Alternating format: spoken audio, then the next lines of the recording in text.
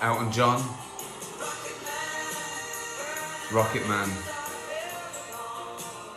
used in Afterlife, season 1, to great effect. How are ya? I hope you're bearing up with all this shit. It's not even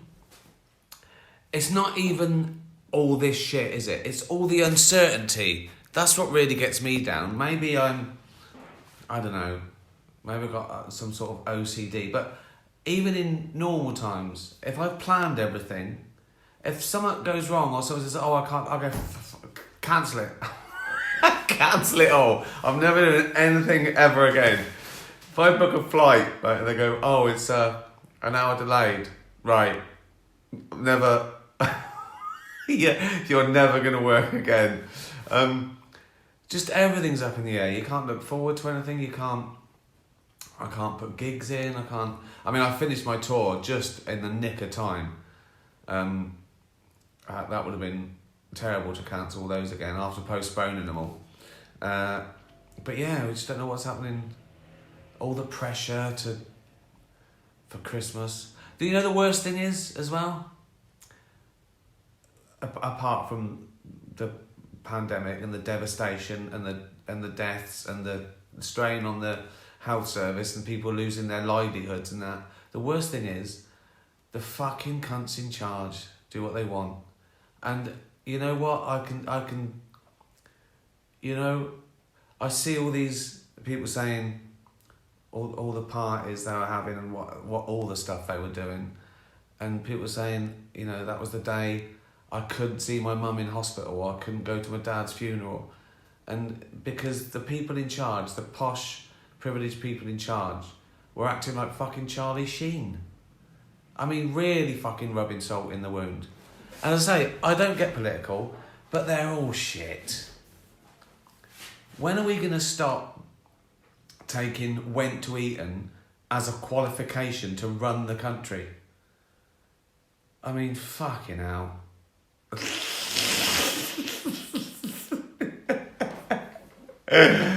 Oh, so that's why I'm doing this as well, because I've noticed all around, you know, there's a lot of annoyance and frustration, totally justified as well, misinformation, anger, but I think the next pandemic is going to be like anxiety and depression, you know. God knows how it affects like teenagers who have had their, you know, some of the best years of their life sort of taken away. And college, I didn't go to college to study. You know what I mean? 3 years living at home, doing things on Zoom. That's not my idea. That's not my idea of a college experience. So, as I say, I can't complain. I'm definitely in a privileged position, but I do notice. I have noticed that it's getting a lot of people down. So, and this you know helps me. Like, when you can't do stuff, you think, well, I've got to do something. We're built like that. We've got to do something. You know, it's So this helped me doing this. Just, you know, talking bollocks, answering questions from cats and dogs. Yeah, my world tour was postponed for a year, but I did talk to a lot of cats and dogs. Yeah, okay. Well, I hope you're bearing up, and here's some questions. Keena, what are you watching over the Christmas break? Any recommendations? Thanks, Keena. Well, I don't think I've watched terrestrial TV or anything in English for about 2 years. I just go through, you know, Netflix, Walter Presents, Amazon, Hulu, iTunes. You know, I just find the very best sort of dramas from around the world. And so I'm spoilt now. Like, I watch things now, and like a couple of years ago I watched something, I go, that was great. And now I watch it and go, that's not great because I've seen what great is, you know. So we probably watch less telly. There's no flicking round. We look for something and we watch it. And I don't know what to recommend. I don't know what's on telly over Christmas. I don't think there is anything on fucking telly over Christmas, is there? I mean, it's not like it was. Grumpy old man. No Morecambe and Wise or. But you know what I mean. I don't. So watch 4 Blocks, Gomorrah, The Bridge if you haven't seen it. All in their own language, never dubbed, always with subtitles. Caliphate.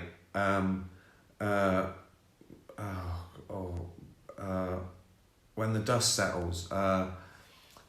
What else is there? Go back and watch classics if you haven't watched them. Sopranos, The Wire. Vikings. If you want a bit of escapism. Curb Enthusiasm. Right. Ollie Afterlife. What's the worst thing you could get Jane for Christmas? And what's the worst thing she could get you? First thing I thought of that she could get me would be a novel. Just the idea of like, oh, I've got to read a novel. Just like War and Peace. Fucking hell.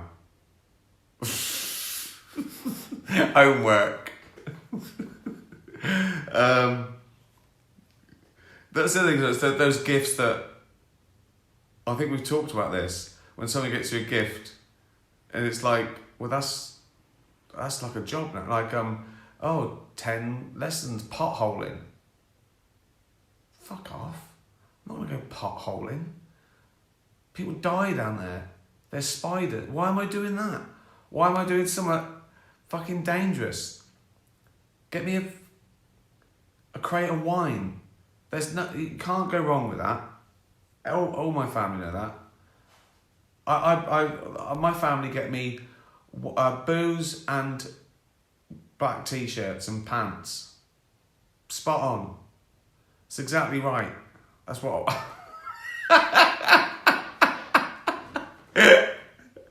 Nothing wrong with that. What's the worst thing I get Jane?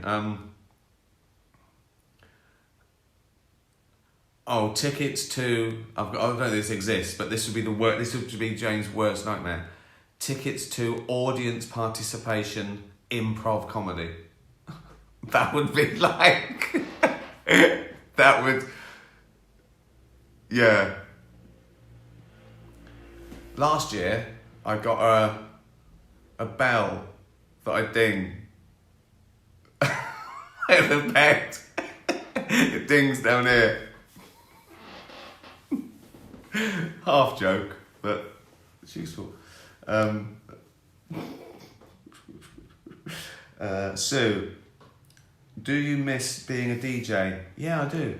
This is sort of like that. That's why I do this, really. Play a tune, have a chat. Would you ever do another radio show or podcast where you talk about music and play your favourite tracks? Yeah, I'd love to. I had an idea that I could do a show on Spotify where I could just mention songs. They've all got them. They've got all the songs. Mention it. Play the song. So it'd be like... And I just add to that. And so soon you'd have Ricky Gervais' playlist of me talking and doing shit like this between them, but 1,000 songs. Then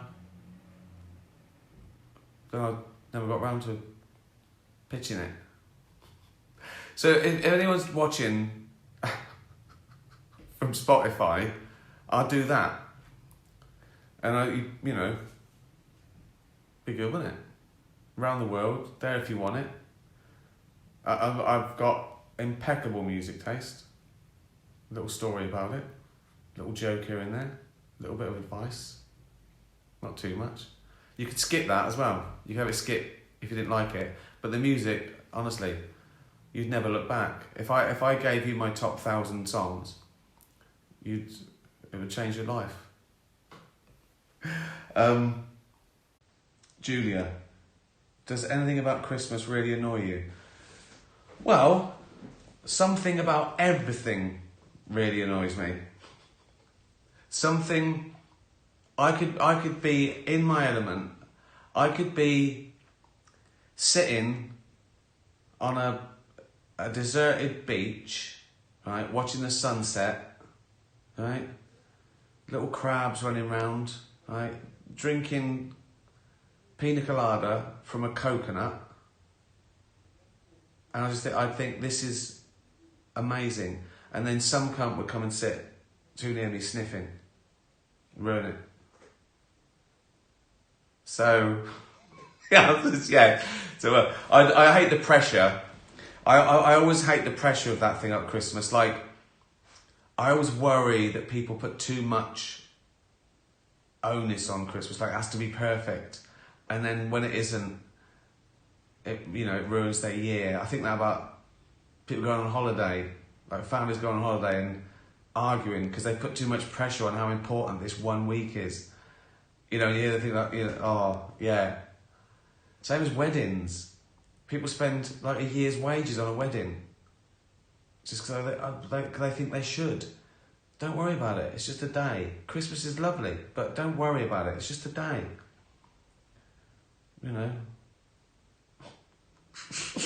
Grinch. Grinch, but not green, red and puffy.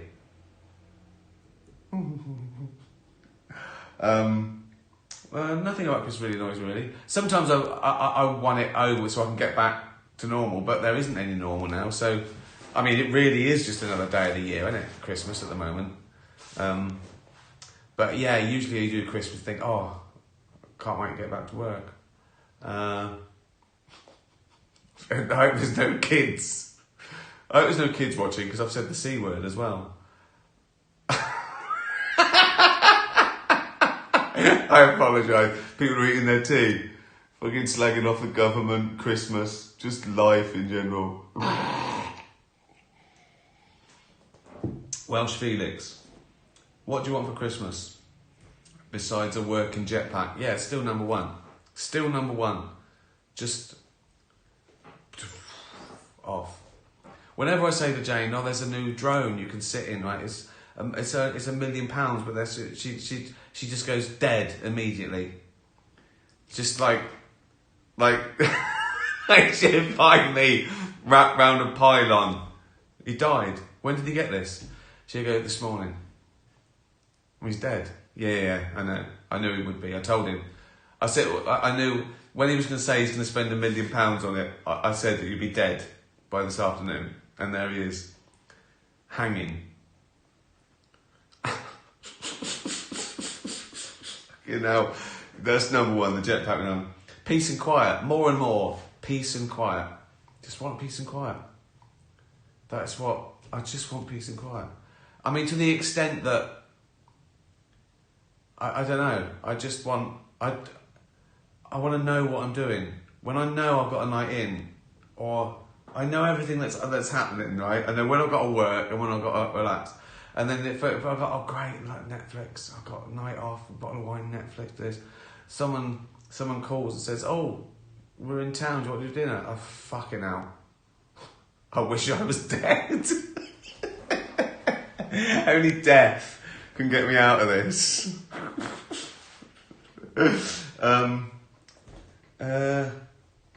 I don't want anything really, because peace and quiet, yeah. Peace and quiet, everyone to be happy. Everyone to have a good Christmas. More and more now, you worry, like other people's misery spoils it for you. That's an age thing, isn't it? When you can be happy and then you can see one thing like, oh, like a terrible fucking story on the news or a bit of animal cruelty, it just ruins your fucking day, doesn't it? You think, oh, I can't enjoy myself now because I've got to sort that out. I've got to save that dog. That's why I do everything. Peace and quiet. I want it right. If I do that, I can have peace and quiet. Gunner, what one thing would you wish Santa to bring that you could not have as a kid? Train set, bike, BB gun. Yeah, I don't think I did have a train set. I couldn't really afford those big ones. I might have had a pathetic one, but Never really had a bike, apart from a tiny one. When I could ride a real bike, I couldn't afford I got a second-hand one once, when I was about 14. Bought it for £2 off someone. They'd nicked it, I'm pretty sure they'd nicked it. No brakes, right? So I always planned that if ever like a car was in front of me, that I'd go onto the pavement, right? I'd planned that, right? Because I was 14, just mental, don't care about fucking brakes. And it happened with a bus, right? I was bombing along, and this bus overtook me and stopped at a stop. And I thought, oh, do your plan, go onto the pavement. And I went onto the pavement, and I hit it, and I just went fucking flying. It wasn't a good plan. You should have brakes on a bike. That's my advice. You live and learn, don't you? Always have brakes. Always have brakes, kids. And a helmet. No one had helmets then either. Always have a helmet. Always have brakes. Always have a helmet. Don't go for that plan that I had. Didn't work. What would I want? BB gun. Did I have an air? I don't think I had a.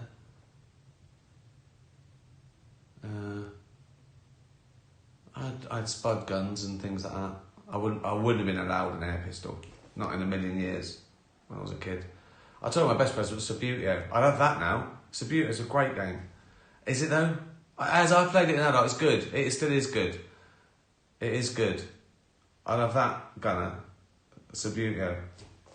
I should buy shares in Subbuteo, shouldn't I? I should before I say all these things, or I get like 50 grand for saying it, like Kardashians do. I do it all for free. I've been a mug. Vampire squirrel.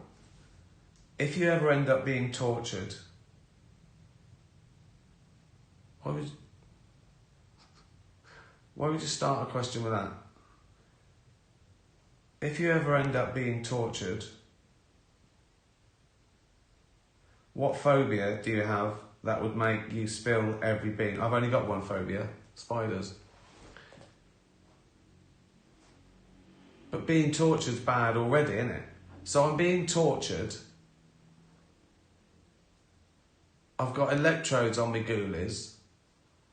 They're pouring fucking water on my face with a towel. Punching me, right? And then it wouldn't get to the spider. It wouldn't. That's that. I've got a phobia of pain.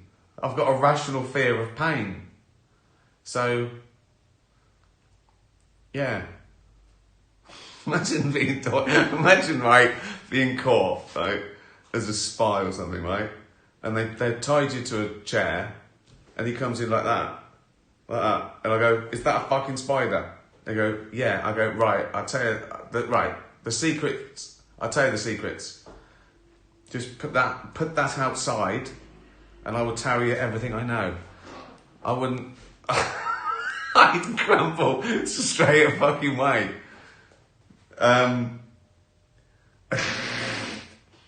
Tren Bren, in your amazing writing, thank you. Are you aware of your viewers' expectations, or does your writing dictate and lead? Yeah, the writing I never second guess an audience. I never worry about what they might think. I try and be interesting, and you use all your all the things you've learned. It all goes in. You sort of do it intuitively, and then you structure it to be as good as you can. I've only done one thing where I was aware that I even felt a duty, and that was, if I tell you, would it be a spoiler alert? So right, when I first did the first series of Afterlife, loads of people came up to me more than ever before and said, that they loved Afterlife and that they lost someone, you know, and you realise that everyone's grieving, and it was really lovely that it touched on that. Then like a few times I've talked to people who might be therapists, or, you know, they work in crisis centres and stuff, and they said that sometimes they use Afterlife for people who might be depressed or grieving or suicidal, and they said it was a good thing and inspirational and everything. And one of them said, "Oh, please don't let Tony kill himself." So I took that on board because I felt a responsibility, and I don't usually, but that sort of got to me. So I did worry about viewer expectations about that one thing, and in general I don't do I don't do things that I think are terribly irresponsible or undermine the moral fabric of society, but I do deal in taboo subjects, and I do deal dark areas, and that's not the same, I don't think. So I hope that answers your question. Khalida, what 5 things in your life bring you excitement, joy, and warm your heart when you're feeling a bit gloomy? Did you use these activities to get through the doldrums of the last 2 COVID-rife years? That's interesting. Lots of things, really. I don't know how to categorise them. So the first thing that sprung to mind was dogs, and dogs got me through this pandemic. If you had to social distance from dogs, I'd have been in trouble. I go for a walk every day. I talk about this in my Supernatural. I go for a walk every day. I know hundreds of dogs by name, and you always meet a few of your little friends, and that sets me up for the day. So dogs give me joy, just without doubt. Sitting at home, the ritual of on the couch with wine, just me and Jane and the cat watching Netflix. As I said, and someone says we're in town. Oh fuck! I'm ill.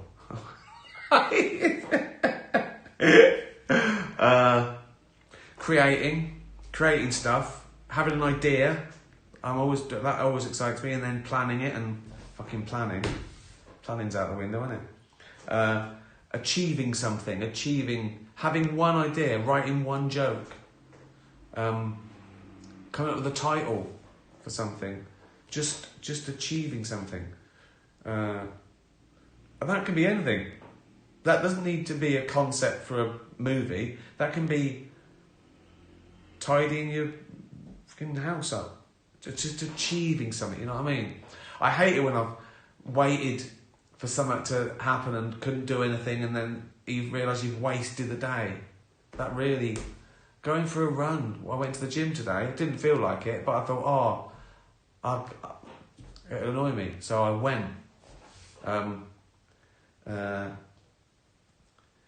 More and more doing something with my money, charity work, doing something, seeing it make a difference.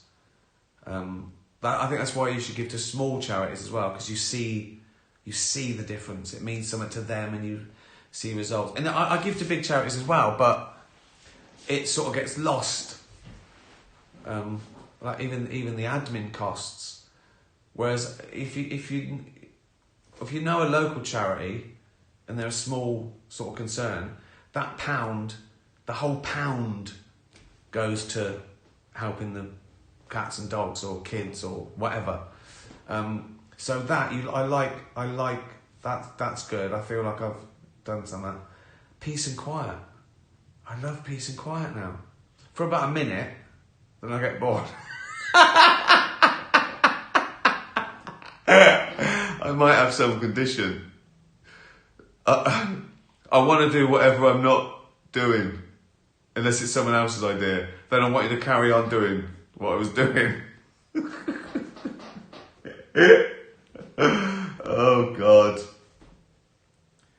This is like a therapy session, isn't it? You are my therapists, and you're not qualified.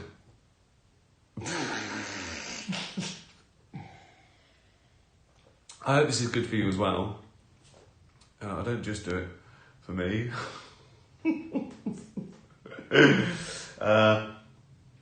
Louise, if you were working in a cracker factory, oh, well, yeah, I assume, yeah, in charge of the little jokes, that wouldn't be good, would it? What's the kind of material you'd put in there for a family Christmas dinner? It would be tempting, wouldn't it? It would be immediately tempting to put in the ones that Kev did for Derek. I don't know if I can repeat them, but yeah. Or wisdom that meant nothing. Like, you know, that fake Zen nonsense. Or don't be a twat. That would be a little fortune cookie. Don't be a twat. Wouldn't it be great if it was really specific?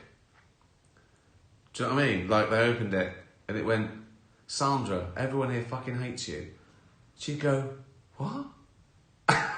The chances are you might get the name right. That'd be amazing.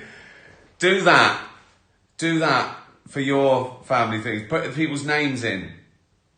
Type it so they go, okay now. Gerald, stop being a fucking stingy twat. Get your nephews better presents next time, you tosser. Be really specific.